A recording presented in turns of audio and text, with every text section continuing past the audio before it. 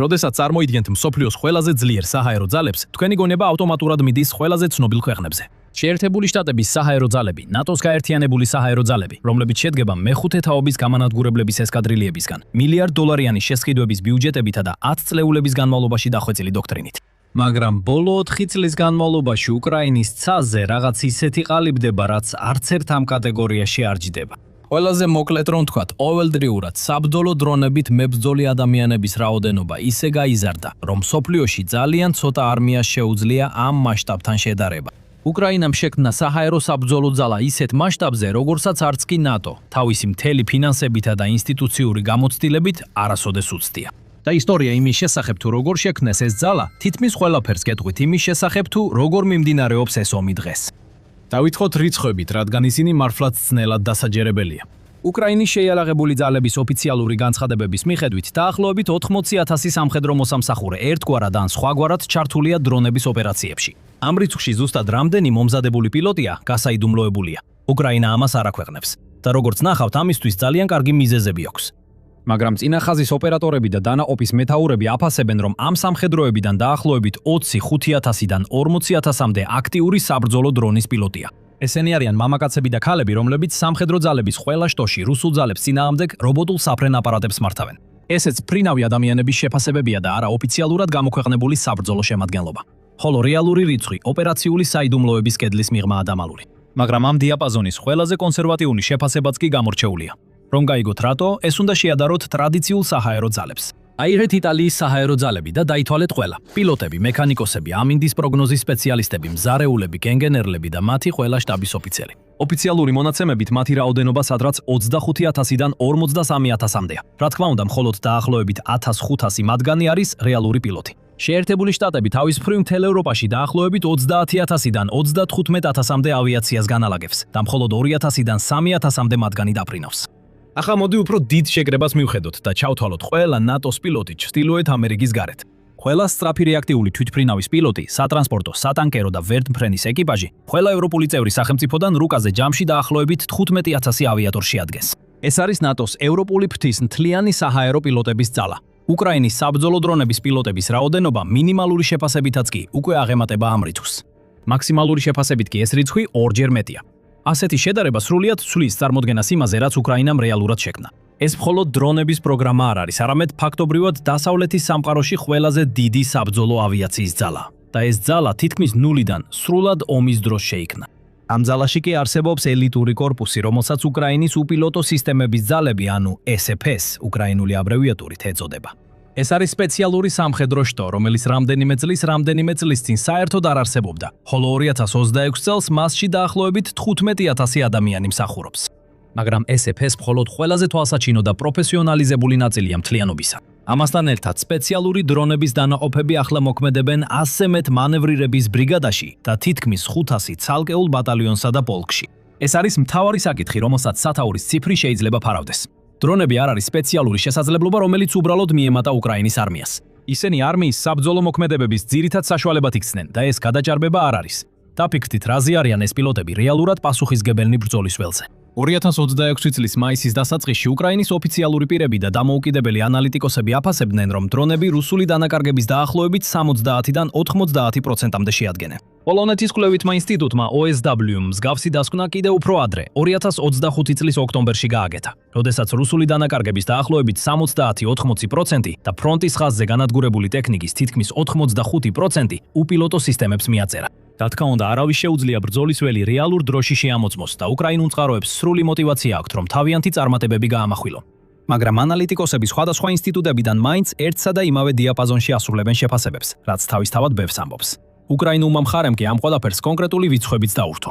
მიხაილო ფედოროვმა, ციფრული ტრანსფორმაციის მინისტრმა და დრონების პროგრამის ხელმძღვანელმა განაცხადა, რომ უკრაინულმა დარტყმითმა და ბომბდამშენმა დრონებმა 2025 წლის განმავლობაში თითქმის 820,000 დადასტურებული დარტყმა განახორციელეს. საინტერესოა, რომ ეს ყველაფერი დრონების ვიდეო ჩანაწერებით დადასტურდა. ამ მონაცემებით იმ წელს განადგურებული ყველა რუსული სამიზნის 80%-ზე მეტი დრონების მიერ იქნა განადგურებული, რომელთა უმრავლესობაც ადგილობრივად იყო წარმოებული. SBS-ის მეთაურმა განაცხადა, რომ უკრაინის თვალთვალის სისტემა მხოლოდ დრონების მიერ მოკლული ან დაჭრილი 146,000-ზე მეტი რუსი ჯარისკაცი დააფიქსირა 2025 წლის დეკემბრიდან 2026 წლის აპრილამდე 5 თვის განმავლობაში.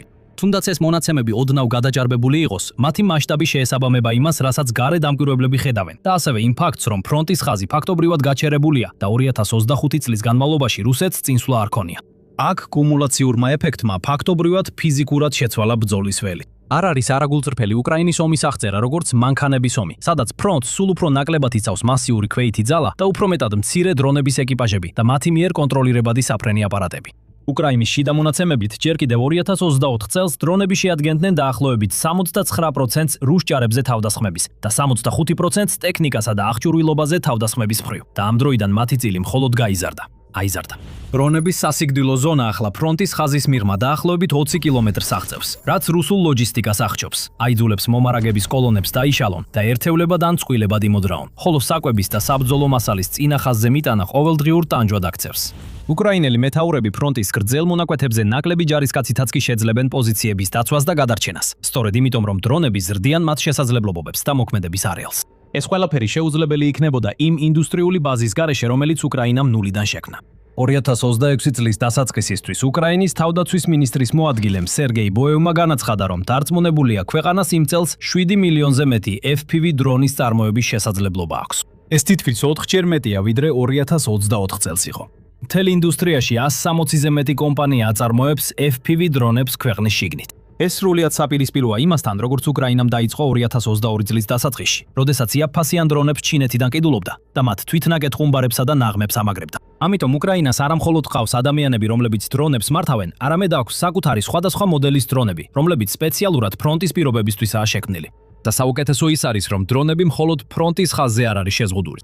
იგივე სამრეწველო ბაზა აწარმოებს შორ მანძილზე მოქმედი დარტყმის დრონებს, რომლებმაც რუსეთში 1500 კილომეტრზე მეტ მანძილზე მდებარე ობიექტებსაც კი მიაღწიეს. უკანასკნელი რამდენიმე თვის განმავლობაში უკრაინა უტევს ნავთობ გადამამუშავებელ ქარხნებს, საბრძოლო მასალის საწყობებსა და სამხედრო აეროდრომებს ისეთ მანძილზე, რომელზეც დასავლეთის მთავრობები აქამდე თავიანთი მიწოდებული იარაღით დარტყმის ნებართვას ერიდებოდნენ. 2024 წელს რამდენიმე თვიანი დებატი მიმდინარეობდა ATACMS-ის გამოყენებაზე, რომლის მოქმედების რადიუსიც რამდენიმე ასეული კილომეტრია. 2026 წელს უკრაინა რეგულარულად აღწევს 600 კილომეტრს, ხოლო ზოგიერთი უფრო ამბიციური მოდელი, როგორიცაა Firepoint FP-5, რომელიც ტექნიკურად ფრთოსანი რაკეტაა 3000 კილომეტრის რადიუსს ფარავს. უკრაინის ხელმძღვანელობამ ამას უწოდა გრძელდისტანციური სანქციების კამპანია, რაც მიზანმიმართული მცდელობაა დააზიანოს ინფრასტრუქტურა, რომელიც რუსულ საომარ მანქანას ამარაგებს. ამგვარად საჰაერო ძალა, რომელსაც ვაღწევთ, ერთდროულად მოქმედებს ომის მთელ სიღრმეზე. ტაქტიკური FPV დრონები, რომლებიც რამდენიმე კილომეტრში ხოცავენ ომის ხაზებთან, ჩაფშლელი დრონები, რომლებიც ქალაქებს იცავენ მათ უკან და გრძელდისტანციური დარტყმის დრონები, რომლებიც რუსეთის სიღრმეში აღწევენ. აბა როგორ აღმოჩნდა ქვეყანა, რომელიც 4 წლის წინ ჰობისტური კვადროკოპტერებს ყიდულობდა ასეთ მდგომარეობაში? თუ 2014 წელს დავბრუნდებით, როცა რუსეთმა პირველად შეიჯრა დონბასში, პირველი უკრაინელი დრონის პილოტები ნახევრად ჰობისტები იყვნენ. ისინი თვითონ სწავლობდნენ ტაქტიკას. საკუთარი ფულით ან შემოწირულობებით ყიდულობდნენ კომერციულ საფრენ აპარატებს და იმპროვიზირებულ დაზვერვას აწარმოებდნენ აღმოსავლეთში დაბალი ინტენსივობის ბრძოლების წლებში. როდესაც სრულმასშტაბიანი შეჭრა დაიწყო 2022 წლის თებერვალში, ეს იმპროვიზებული ცოდნა მოულოდნელად მთელი არმიის მასშტაბით უნდა გავრცელებულიყო. თავდაპირველად დაზვერვისთვის, რადგან დანაყოფები ცდილობდნენ უკრაინის მასშტაბით ცაში თვალების დაყენებას. რაც ნიშური შესაძლებლობა დაიწყო, სწრაფად გადაიქცა ომის ერთ-ერთ გამსაზღვრელ მახასიათებლად. რუსული არმიის წინაშე, რომელსაც ტრადიციულ ცეცხლის ძალაში კვლავ დიდი უპირატესობა ჰქონდა, უკრაინა მიძულებული იყო ეპოვა რაღაც იაფი, ხელმისაწვდომი და მომაკვდინებელი, რათა ეს ხარვეზი შეევსო, რაც საბოლოოდ დარტყმითი დრონები აღმოჩნდა. ყველაზე პირდაპირი სიტყვებით რო ვთქვათ, დრონები ახალი საარტილერიო ძალა გახდა, ხოლო ჭურვების დეფიციტმა კიდევ უფრო გააძლიერა მეტი დრონის საჭიროება. ამას შექმნა პოზიტიური უკუკავშირის მარყუჟი, სადაც ყოველი წარმატებული დრონის მისია აღინიშნებოდა და ხელს უწყობდა მათ მსგავსის დაფინანსებას. 2026 წლისთვის უკრაინას მსოფლიოში ერთ-ერთი ყველაზე ძლიერი დრონის ოპერატორების მომზადების პროგრამა ჰქონდა. ცივილები მოულოდნელად ხელშეკრულებებს აწერდნენ ხელს, ხოლო მოქმედი ჯარისკაცები, რომლებიც სპეციალობას იცვლიდნენ, ვალდებულნი იყვნენ გაევლოთ სერტიფიცირებული ფრენის ტრენინგი, სანამ განლაგდებოდნენ. ქვეყანას აქვს ფრენის აკადემიების ქსელი, რომელიც ახალბედებს დაახლოებით 1-2 თვეში კვალიფიციურ ოპერატორებად აქცევს. ყველაზე მნიშვნელოვანი ისაა, რომ ისინი შედგება რამდენიმე ფენისგან. მაგალითად, ცალკეული საბრძოლო დანაყოფების მიერ მართული სკოლებისგან, კომერციული სასწავლო ბიზნესებისგან და პროგრამებისგან, რომლებსაც უშუალოდ დრონების მწარმოებლები აფინანსებენ. ეს იმიტომ ხდება, რომ რუსეთი აქტიურად ნადირობს ამ ობიექტებზე, რათა მოკლას ინსტრუქტორები და მოსწავლეები, ამიტომ მათი მდებარეობა და რაოდენობა მკაცრად გასაიდუმლოებულია. და მათი განაწილებული სტრუქტურა ნიშნავს, რომ გაცილებით ნაკლები შანსია ერთმა წარმატებულმა დარტყმამ უკრაინის სასწავლო შესაძლებლობების დიდი ნაწილი გაანადგუროს. რამდენიმე ამ სკოლამ საშუალება მისცა შიგნით ჩაგვეხედა. არსებობს სპეციალური მომზადების ცენტრი, ანუ CST, რომელიც მდებარეობს ზაპოროჟიეს რეგიონში და დაარსდა 2024 წლის შუაში მოხალისეთა ჯგუფის მიერ, რომლის დირექტორმაც მანამდე 14 თვე გაატარა ფრონტის ხაზზე დრონების დარტყმის დანაყოფის ხელმძღვანელად. ის ფუნქციონირებს ხარჯების ანაზღაურების პრინციპით და ამზადებს ახალ წვეულებს, ვეტერანებსა და მოქმედ ოპერატორებს. და 2026 წელს ყურადღებას გადაიტანს ჩამჭერი დრონების მართვაზე, რაც შეიძლება გახდეს უკრაინის თავდაცვითი ძალისმევის შემდეგი მთავარი მიმართულება. მთავარმა მწარმოებელმა Skyfall-მა ფრენის ტრენინგი აქცია სერვისად, რომელსაც აპარატურასთან ერთად სთავაზობს. კომპანიის წარმომადგენელმა Kyiv Post-ს განუცხადა, რომ 2023-დან 2026 წლამდე Skyfall-ის ფრენის სკოლებმა 20,000-ზე მეტი ოპერატორი გაწურთნეს და ეს ყველაფერი მთლიანად კომპანიის მიერ დაფინანსდა.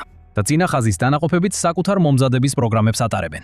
მძიმე მეოთხე ბრიგადაში, რომელიც ცოტა ხნის წინ განთავსდა სასტიკ კონსტანტინუკა დრუშკივკას სექტორში, საბაზისო სკოლის გავლა მხოლოდ დასაწყისია. კურსდამთავრებულებს უმცროსი პილოტების პოზიციაზე ამწესებენ დრონების მცირე განყოფილებაში და პირველ თვეებს ატარებენ ვეტერანების მკაცრი ზედამხედველობის ქვეშ ფრენაში, სანამ მათ დამოუკიდებლად მისიის შესრულებას ანდობენ.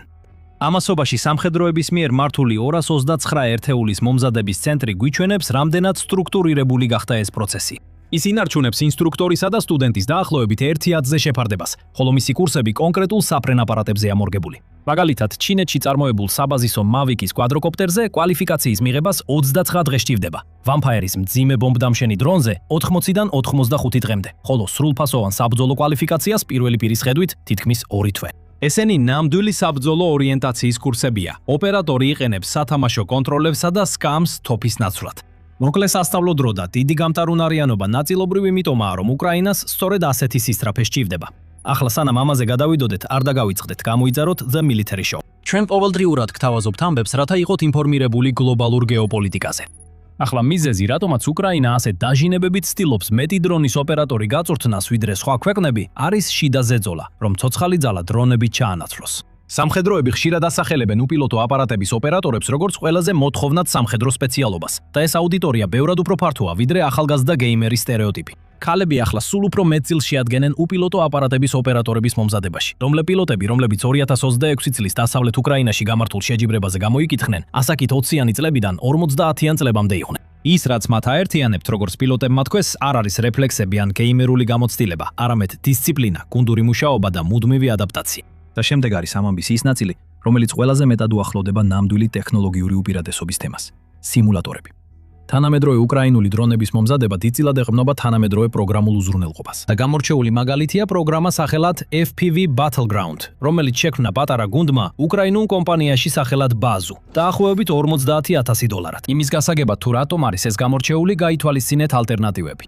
სამხედროები ადრე ვარჯიშობდნენ ბევრად უფრო მარტივ სიმულატორზე, რომელიც ატარებდა საბაზისო მისიებს პატარა 2 კილომეტრიან ვირტუალურ სივრცეში. რუსეთმა თავის მხრივ 2024 წელს გამოუშვა არკადული სტილის FPV თამაში Steam-ზე. Bazum კი საპირისპირო გზა ირჩია და უკიდურეს რეალიზმს დაედევნა. FPV Battlegrounds მომზადებაში მონაწილეებისთვის აქვს უზარმაზარი 40x40 კილომეტრიანი sandbox-ი, სადაც ფრენის ფიზიკის ის მოდელი რეალური სამყაროს ქას, გადახრას, როტორის ცვლად ბრუნვასა და ამინდის ცვლილებებს ასახავს. განსაკუთრებით აღსანიშნავია, რომ სიმულატორი სუსტად იმ მომენტს იმეორებს, რომელსაც პილოტები ყველაზე მეტად ეშინიათ. როდესაც FPV დრონის შეტევის ბოლო წამებში რუსული სიგნალის ჩამხშობის რადიუსში ხდება, ვიდეო და სიგნალი იკარგება, ოპერატორი ბრმაა და დრონი დამოუკიდებლად აგრძელებს მოძრაობას. ასე რომ უკრაინა რეალურად ამზადებს პილოტებს, რომ ასეთ სიტუაციებს ჯერ სიმულატორში გაუმკლავდნენ, სანამ რეალურ სამიზნეზე მოუწევთ მოქმედება. და ეს პროგრამა უკვე მხოლოდ სწავლების ფარგლებს გასცდა. სახმელეთო შეტევების წინ ბრიგადებისა და კორპუსების შტაბები ახლა სიმულატორში თავიანთი მიზნების ზუსტ ციფრულ მოდელებს ქმნიან და შემდეგ მრავალჯერ ატარებენ შეტევის იმიტაციას, რათა ოპტიმალურად დაგეგმონ, როგორ დაუჭერენ დრონების შეტევას მხარს. სიმულატორი საშუალებას აძლევს ზუსტად გაიარონ ბრძოლის რეპეტიცია მანამდე, სანამ ის რეალურად მოხდება. ახლა უნდა დაუბრუნდეთ დრონების ერთ კატეგორიას, რომელზეც ძლივს დეტალურად საუბარი, რადგან მან მთლიანად შეცვალა უკრაინის საჰაერო თავდაცვა. ეს არის ჩამჭერი დრონები. ესენი არის პატარა სწრაფი კვადროკოპტერები, რომლებიც სპეციალურად აშენებულია იმისთვის, რომ ფრენისას დაედევნონ და შეეჯახონ რუსულ საბრძოლო დრონებს. ეს კონცეფცია 2024 წელს გაჩნდა და გახდა უკრაინის თავდაცვის ქვაკუთხედი რუსეთის ღამის შაჰიდების შეტევების წინააღმდეგ. ზოგიერთი შეფასებით 2026 წლის მაისში რუსეთმა უკრაინის მიმართულებით 8160 შაჰიდის ტიპის დრონი გაუშვა, ხოლო ზოგიერთ შეტევაში ერთდროულად 800-მდე დრონი მონაწილეობდა. 2026 წლის მაისის ბოლოსთვის ჩამომგდები დრონები ყველა რუსული საჰაერო საფრთხის დაახლოებით 30%-ს ანადგურებდნენ, რაც ნიშნავს, რომ ყოველი მესამე ჩამოგდებული საფრთხე რაკეტის კი არა, არამედ სხვა დრონის დამსახურებაა. აქ მთავარი საკითხი ეკონომიკაა. ჩამომგდები დრონი, რომლის ღირებულება რამდენიმე $1000-ია, გამოიყენება ისეთი საფრთხეების გასანადგურებლად, რომელთა წინააღმდეგაც სხვა შემთხვევაში ასობით ჯერ უფრო ძვირად ღირებული საზენიტო რაკეტა იქნებოდა საჭირო. მაგრამ დრონების პილოტებს ხშირად უწევთ ფრონტის ხაზთან ახლოს ყოფნა და ცის დაგვირვება. ეს მათ სამიზნედ აქცევს.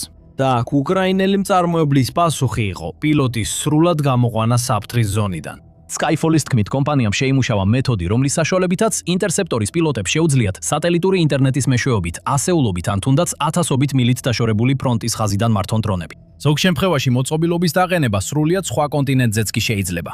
Wild Hornets-მა Sting ინტერსეპტორის მწარმოებელმა შექმნა ანალოგიური სისტემა სახელად Hornet Vision Control. ამ ტექნოლოგიით დამყარებული რეკორდები თითქმის სიურეალისტურია. Wild Hornets ამტკიცებს, რომ ოპერატორს შეუძლია დრონის ზუსტი მართვა 2000 კილომეტრის მანძილიდან.